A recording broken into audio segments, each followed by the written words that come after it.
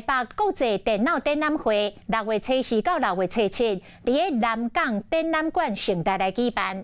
超微这间半导体公司的执行长苏志峰，今仔日是做开幕的演讲。伊伫台顶公开上新的晶片，甲新款的 AI 的处理器 NPU。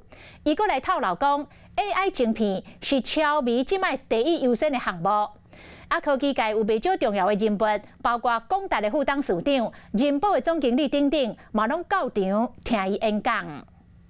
Good morning， 早安，大家好。苏志峰今日透早穿好红色的袖袍，转伫咧 Computex 开幕演讲。Let me show you the top of the line Ryzen 9 9950X for the very first time。发表上新的核心晶片，效能大大提升，阁有真侪核心版本，预计7月上市，要挑战全球运算速度上紧的中央处理器。Compared to other chips in the market, and there are a lot of chips that are coming out with new NPUs.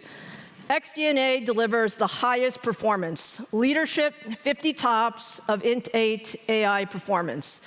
苏志峰嘛强调，瞄准 AI PC 市场推出新款的 NPU， 透过简报图列出含竞争对手比较。It's really my great honor to join you on stage, especially since you are now a legend of the computing industry and the pride of Taiwan.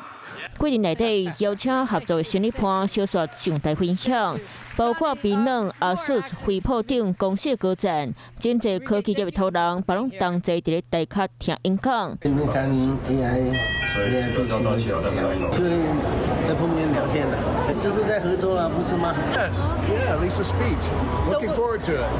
苏志峰强调 ，AI 已经行入电动生活，产业界嘛当徛踮伫咧时代开端，人工智慧虚拟变革会继续推进。Hello， 我是郑雅芳，想要抢先掌握最及时的新闻资讯吗？赶快订阅、按赞、开启小铃铛，锁定华视新闻 YouTube 频道。